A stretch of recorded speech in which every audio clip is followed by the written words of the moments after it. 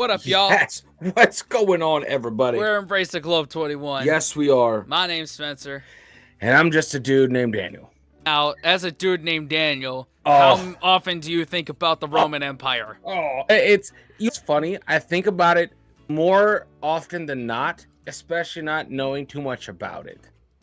It shouldn't reside in my mind, but some way thoughts creep in from the ether. I just absorb thoughts. I'm like, oh, interesting. And Yeah. so this is a godsend, because now I can think about it more with context. We've got a 15-minute video here. Holy Roman Empire Explained. Holy smokes. Yeah. Yes. So far, this channel, we've only done one thing related to Italy, and that's Geography Now Italy. So This is our second time doing anything related to that, and it's about the Holy Roman Empire. And I will say, I'm not that masculine, and I don't really think about the Roman Empire that much. It's all right. I just feel like if there are any dudes out there that think about this on a constant, you gotta hit a like and hit the like button and comment. Yes. Just comment Holy Roman Empire. Like, I need to know we're not alone out here. You have to be. You ready? Yep. Let's do it. 3, 2, 1. The Roman Empire was a large collection of thousands of political entities made up of different ethnicities that existed for more than 1,000 years at the heart of Europe. Hold on. What is the accent of this guy that's talking about Excuse me? It's not how I envisioned the Holy Roman Empire explained.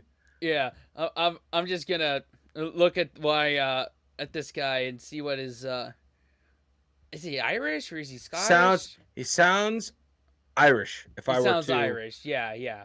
All right. So sorry. The Holy Roman Empire. Let's continue that on. All right. All right. Try again here. Okay, I'm ready.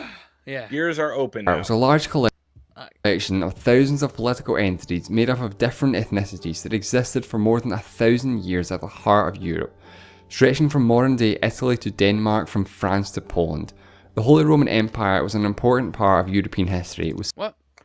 It only ended in 1806? Yeah. What? I'm telling you, man. I'm telling you, dude. It's fucking yeah.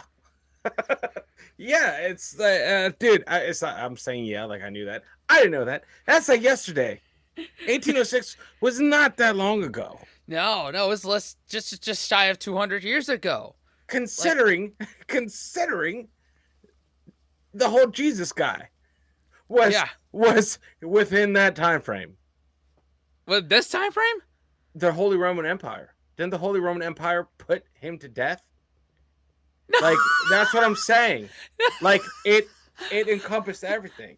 Like the Roman Emperor was not the Roman Empire, but Pontius Pilate was involved with the crucifixion of Jesus.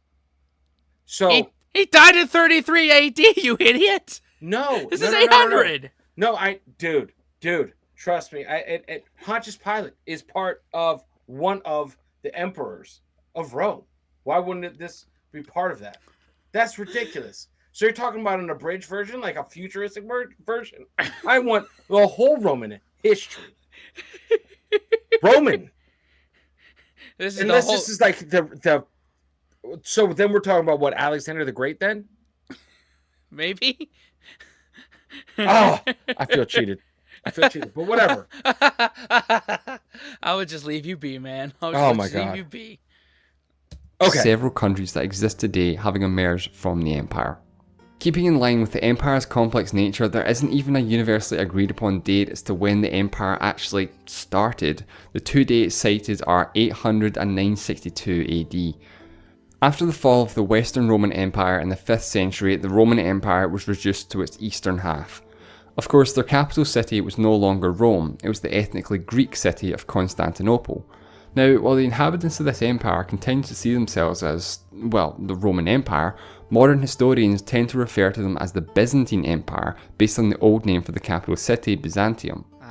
Anyway, 3 centuries later, the Frankish king Charlemagne was crowned Emperor of the Romans, as the Pope transferred the imperial title from east back to west.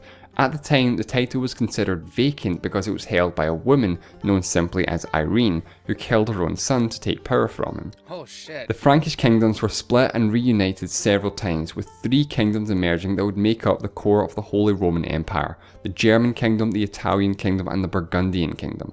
There was also the kingdom of Bohemia, but that didn't become a kingdom until 1198.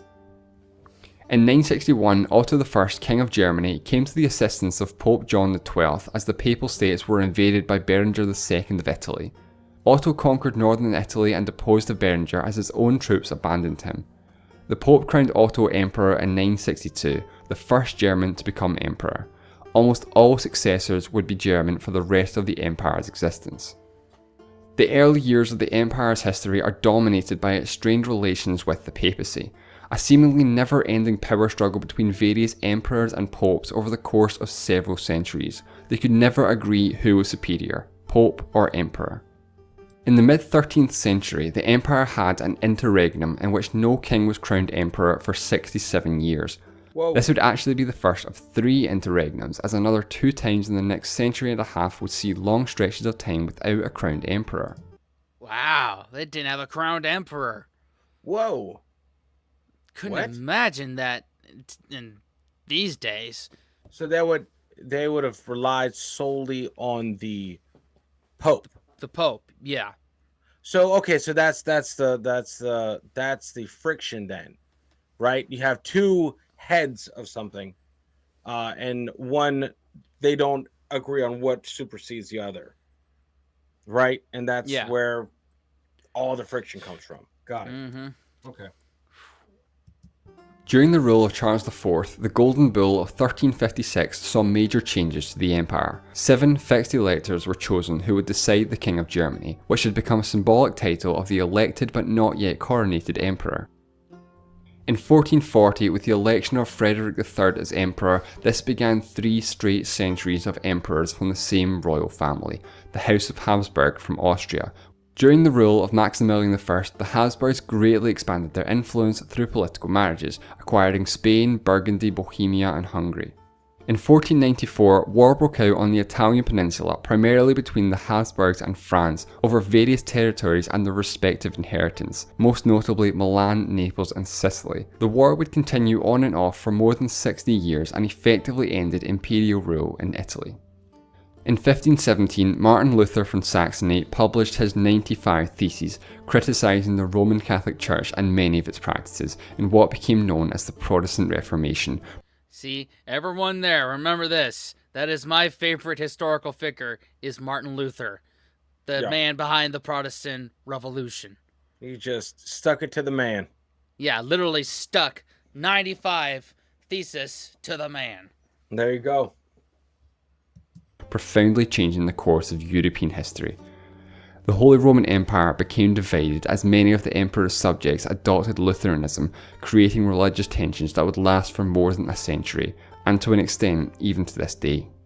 It was around this difficult time that probably the most well-known Holy Roman Emperor began his rule, Charles V. Charles was already King of Spain, so Habsburg power reached its peak with a vast array of territories both in and out of the empire. His rule was dominated by religious conflict, first starting with a war against various Lutheran princely estates known as the Schmalkaldic League, who were defeated by Charles and several Catholic princes.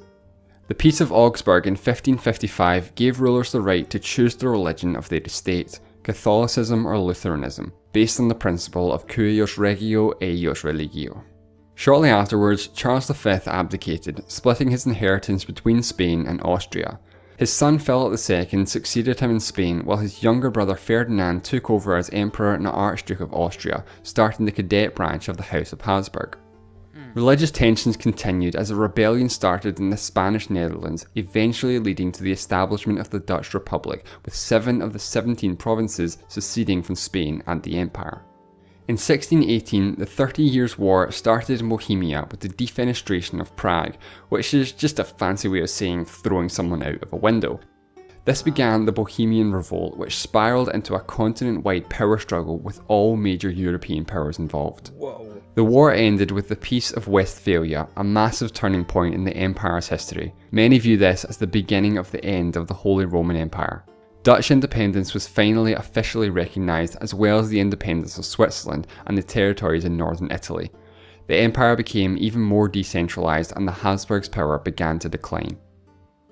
After the Peace of Westphalia, it becomes less relevant to talk about the history of the Holy Roman Empire as a whole, because what happened in the last 150 years of the empire's existence relates more to the princely estates as individual entities in their own right.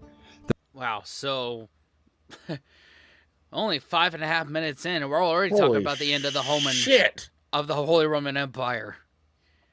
Wow. Oh, man. It did not last as long as we thought it would under, one. Under one, yeah. It was already fractured to shit when almost as soon as it started. Yeah. Like, yeah, holy crap. That's nuts. Yeah. There were several very important and impactful wars throughout the late 17th and early 18th century, such as the Franco-Dutch War, the 9 Years' War, and the War of the Spanish Succession. There were always imperial princes on both sides of these conflicts. There was also the Long Turkish War, but this was more related to the Habsburgs and their possessions, given that much of the fighting was over Hungary, which was never part of the empire. The final years of the empire were dominated by the rivalry between Austria and Prussia, by far the two most dominant German powers. Austria had a succession crisis, and the Habsburgs' 3 centuries of ruling the empire came to a temporary end as Charles VII of Bavaria took over in 1745.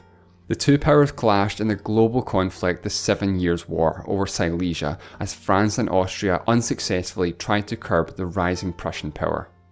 The Holy Roman Empire came to an end at the hands of Napoleon and revolutionary France. Austria was invaded in 1792, and renewed tensions in 1806 caused the last emperor, Francis II, to officially dissolve the empire, ending just over 1,000 years of existence. Okay, so I remember in history class learning that basically Napoleon's reign in France was basically the end of the Holy Roman Empire. So that's starting to come back to me now. There you go. I just, man, this part, you know what, to be honest, this part in history class, I think I just blanked. It could, because it was so busy. Like, there was no downtime.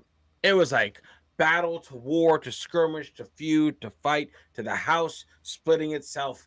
And it's just like, holy crap. Yeah, like, it's just, Holy Roman Empire. Crap. Yeah, Holy Roman Empire. Just hold yourself together for a second. Let's just take a breather. Not during this time. Not during this time. Wow. And I also remember about that time frame that it was under Napoleon that President Jefferson made the Louisiana Purchase from France. And that's how we were able to get most of the big chunk of the United States. Yeah, the good old middle part. Mm-hmm. Man. Yeah. So that's where the money went. It's to funding the war over there. Yeah. It was now I'm equating the purchase of Louisiana and a lot of the middle of the United States with the end of the Holy Roman Empire. There you go. There you go. That's crazy. Mm-hmm. Oh, hey, still linked. We're like the Kevin Bacon to the Holy Roman Empire. Yeah. Right. Yeah, the 6 degrees of Kevin Bacon. He can still counts. Still counts. Mm-hmm. Wow. We're not even halfway through this thing. Oh man. my God! What more is there to talk about?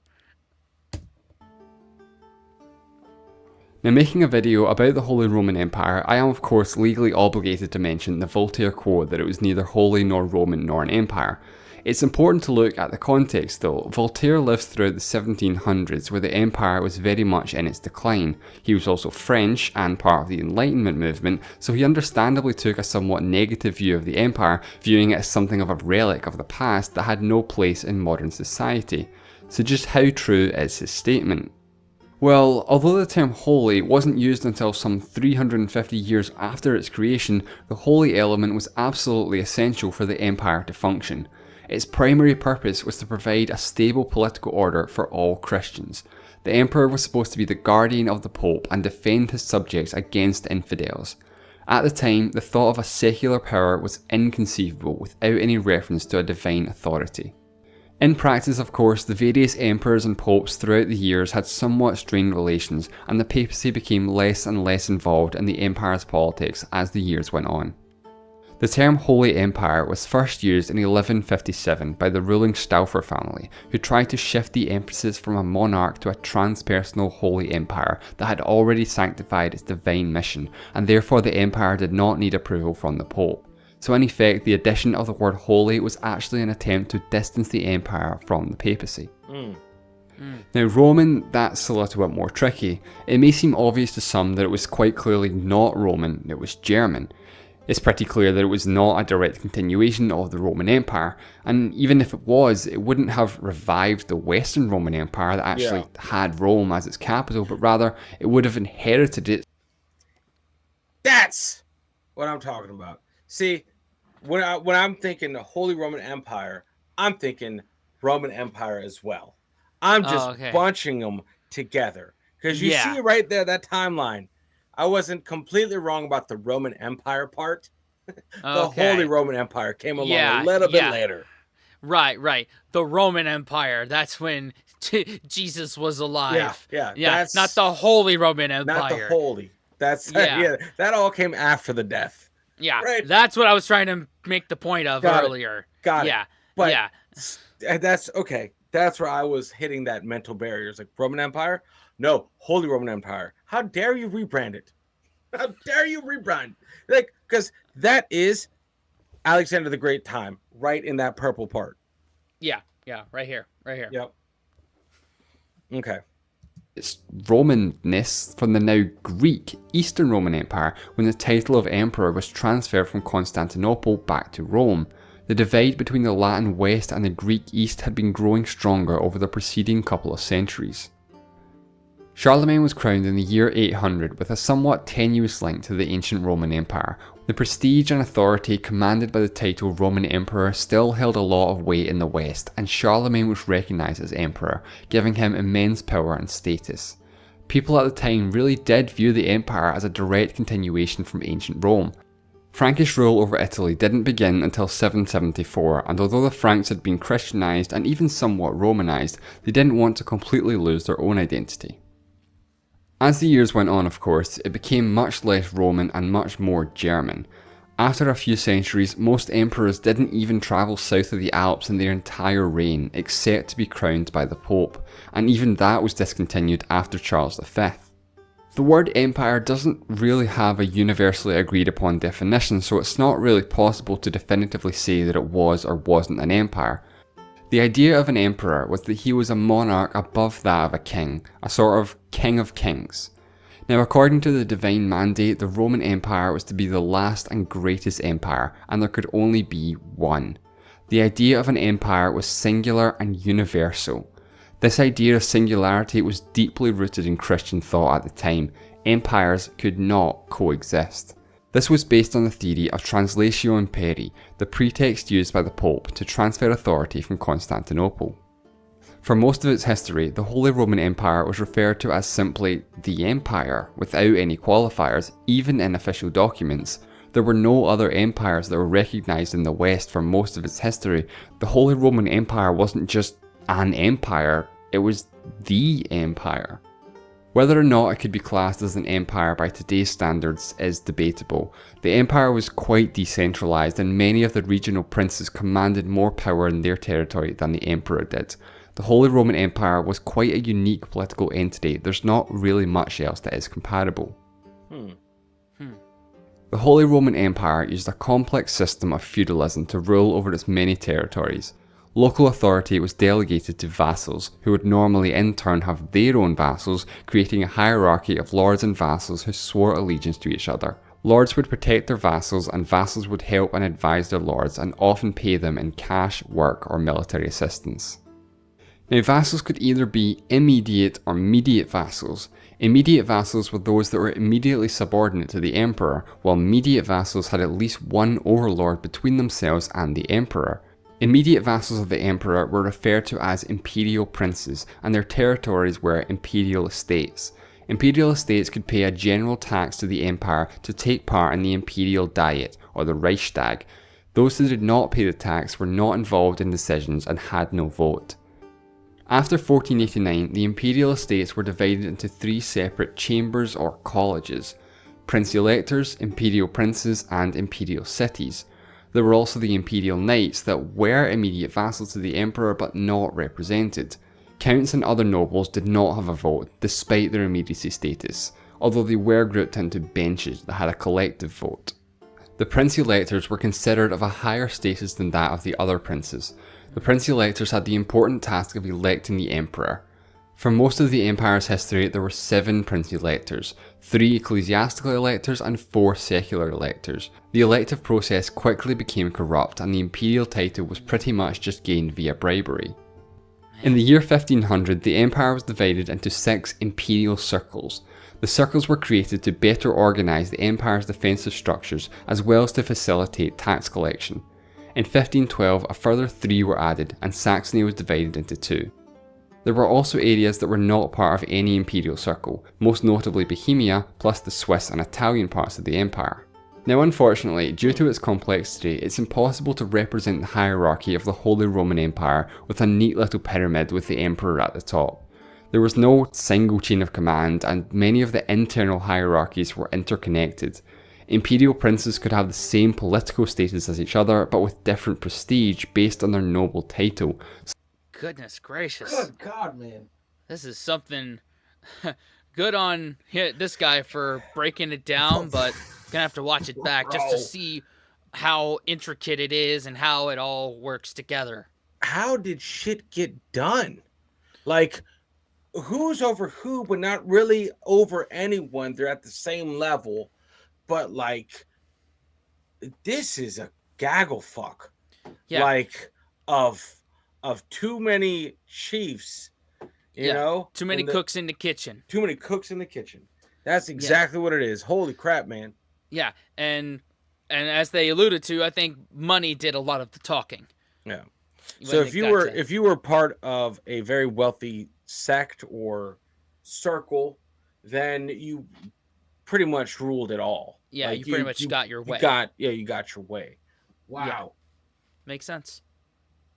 Kind of. Yeah, kind of. Such as king, duke, count, and so on. The most powerful imperial estate for centuries, Austria, created their own title, Archduke. Brandenburg Prussia became a kingdom in 1701, but for the first 71 years, kings were titled King in Prussia as opposed to King of Prussia, because Prussia fell outside of the territory of the empire and therefore did not require imperial authorization. Prussia was well on its way to becoming a great power in its own right, so really there was nothing the empire could do to stop them anyway. At the start of the video, I mentioned that the Holy Roman Empire was comprised of 3 core kingdoms: Germany, Italy, and Burgundy. Plus Bohemia, but that's a little different. So who was the King of Germany, and how did this title play into the hierarchy of the empire? Well, the King of Germany, Italy, and Burgundy were 3 separate titles, but in practice for most of the empire's history, all 3 titles were held by the same person, who was usually the emperor as well. This wasn't always the case, and in the earlier years it was more complicated, but generally speaking it was one person who held all titles. Bohemia was its own autonomous kingdom, being elevated from a duchy in 1198. The Bohemian crown lands came under Habsburg rule from the 15th century onwards, with some gaps, so many of the Bohemian kings were in fact emperor simultaneously. The Holy Roman Empire lasted for just over 1,000 years and oversaw Central Europe's transformation from a feudal, agrarian and religiously uniform region to an increasingly centralised, urban and religiously divergent one. While the Holy Roman Empire was a significant power for a large part of its history, it didn't seem to be able to survive the changes in European society that eventually rendered it obsolete. The Holy Roman Empire was dissolved just over 2 centuries ago, but here's an interesting thought. What would the world look like if the empire existed today? What if the Holy Roman Empire was somehow resurrected? So, wow. I guess that's why many dudes think about the Holy Roman Empire, or maybe just the Roman Empire, because there's so much to think about. Holy shit. Like that spanned. So the Holy Roman Empire is Roman Empire 2.0. It's the revamped. Okay. And of itself, how could you not think of that? There's so much. Yeah, so that much to think about. Shaped literally everything. And got us to where we are today. What is it? The ostrich died for nothing. Duke. Because he was Archie Duke. hungry. And that kicked it off right there, man. Wow. Let us know. Do you think about the Holy Roman Empire that often? Or Yes. the just First Roman Empire that often? That's and I want to correct my statement. I think about the Roman Empire way too much. Holy Roman Okay. Empire, I think that was just so convoluted. There's so many facets that just confused the shit out of me that were basically dusted off in this video. And I'm like, oh, that's why I blanked out that year. Yeah. Like, that's why I was like, oh, there's a lot of jewels, lots of gold necklaces, lots of flamboyant out there headwear on some of these dudes. And I'm like, all right, that's why I blanked out. But I'm there for it. Let us know if you want us to look at the Roman Empire, not the Holy Roman Empire. The OG version. Wow.